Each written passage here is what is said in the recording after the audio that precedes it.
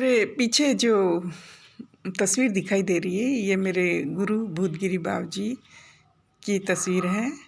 ये चीरवा के अंदर इनका जन्म हुआ था। ऐसा बताते हैं कि फ़तेह सिंह जी दरबार जो उदयपुर के महाराणा रहे उनके साथ ये रहे हुए हैं। और उस हिसाब से अगर इनकी आयु का पता लगाएं तो ऐसा कहते हैं कि ये 2001 में जब देवलोक हुए थे तब 150 साल के थे।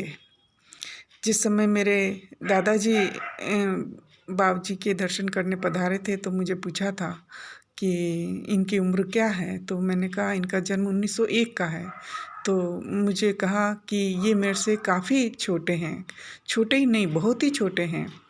तो मुझे उस समय अंदाज़ा लग गया था कि ये उस समय 125 वर्ष के तो थे ही। तो उस समय जब 125 के थे तो जब देवलोक हुए थे तब 150 साल को टच किया था इन्होंने। और ये बताते हैं कि जिस समय मैं चीरवा से घर से निकला था तब एक डंडा लेके आया था और आज उस डंडे की उम्र 125 वर्ष है। तो डंडा कब लिया जा सकता है, बच्चा तो ले नहीं सकता। डंडे को रखने के लिए वो कम से कम 20-25 वर्ष के तो होंगे। तो 125 वर्ष जिस समय किताब बन रही थी तब उनमें बताया था उन्होंने कि मैं जब घर से निकला था तो वो डंडे की उम्र जो है 125 वर्ष है। तो हमने पूछा कि आप सुभाष चंद्र बोस, एक मिस्ट्री बनी हुई है, उनका मृत्यु हुई या नहीं, तो आप बताइए। तो उन्होंने बताया कि सुभाष चंद्र बोस की मृत्यु नहीं हुई थी। उनका विमान वो जल गया था तो उसमें उनका दाहिना भाग काफ़ी जल गया था। तो उन्होंने अपने जले हुए हिस्से को कलकत्ता में अंग्रेज़ों की नाक के नीचे ही ठीक किया था। और भारत आज़ाद होने से पहले जब इन्होंने आज़ाद हिंदू फौज बनाई थी उस समय ये पाक अधिकृत कश्मीर के अंदर सुंदरबनी आश्रम है उनके भूतगिरी बाबू जी के गुरु का, वहाँ आए थे फौज जब बनाई थी तब। तो भूतगिरी बाबू जी जो मेरे गुरु हैं उन्होंने उनको पहचान लिया कि ये सुभाष चंद्र बोस हैं। जब भारत आज़ाद हुआ तो भूतगिरी बाबू जी महाकाल उज्जैन आ गए थे सुंदरबनी को छोड़ के। तो उस समय सुंदरबनी में जब सुभाष चंद्र बोस आए तो बाबू जी ने उनको पहचान लिया कि पूछा तुम सुभाष चंद्र बोस हो, तो क्या हाँ। तो फिर बाबू जी ने कहा तुम्हारा जो है प्रत्यर्पण हुआ है और अगर तुम बता दोगे अपना तो ये ब्रिटिश गवर्नमेंट को तुम्हें यहाँ की गवर्नमेंट को सौंपना पड़ेगा। तो अपनी पहचान न बताएं और संत का जीवन व्यतीत करें। तो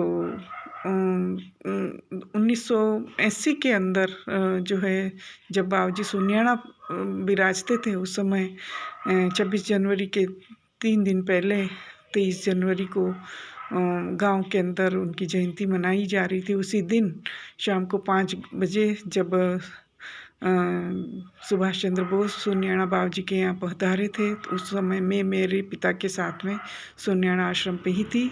तो उस समय खिड़की से देख के ही उनको अंदाज़ा हो गया कि ये पधारे हुए हैं, तो उनको बगीचे में बिठाओ ऐसा कहा। मैं भी आश्चर्यचकित थी कि ऐसा क्या है जिसको गुप्त रखना है।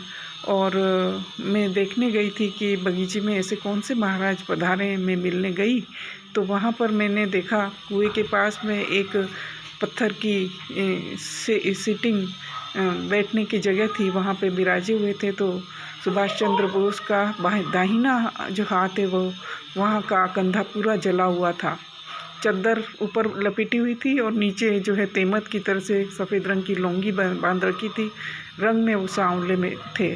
मैंने पूछा आप के इतना जला हुआ है, आप रुई पट्टी क्यों नहीं लगाते, इसको खुला क्यों छोड़ रखा है, आप इसके ऊपर रुई पट्टी लगाओ। और फिर ज़्यादा बात न करके और मैं और मेरे पिता जो है हमें वापस डूंगरपुर की तरफ आना था, तो हम 5 बजे ही आश्रम को हमें छोड़ना था, तो हम आ गए।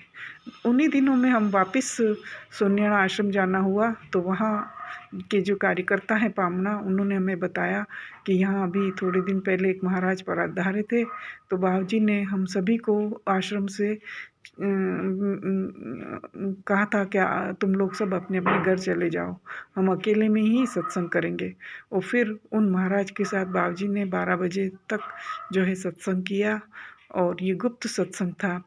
और ये विजिट तो जो थी, और उसके बाद में जब मैं बाबूजी की से मिली तो बाबूजी बहुत खुश मुद्रा में मुझे कहा, लोग यहाँ पर 23 जनवरी को सुभाष चंद्र बोस की जयंती मना रहे थे, और सुभाष चंद्र तो इतनी बात उन्होंने खोली और बाकी की बात आगे मुझे नहीं कही। और मैं भी अनजान ही थी कि ये कौन थे। सुभाष चंद्र बोस का मिलन सुंदरबनी में हुआ था बाबूजी से, फिर दोबारा फिर उनका मिलन सीतामऊ में हुआ था, जब वो जल चुके थे और विमान के अंदर वो बच के निकले थे, तब बाबूजी का आदेश था कि वो अपनी पहचान न बताएं। और फिर 1980 के अंदर मैंने भी उनके दर्शन किए थे, जब सोनियाड़ा बाबूजी के यहाँ पधारे थे। फिर 1996 के अंदर भीलवाड़ा के एक भक्त ने एक कसम खा ली थी कि जब तक मुझे सुभाष चंद्र बोस की मिस्ट्री का नहीं पता चलेगा तब तक मैं अन्न जल नहीं खाऊंगा।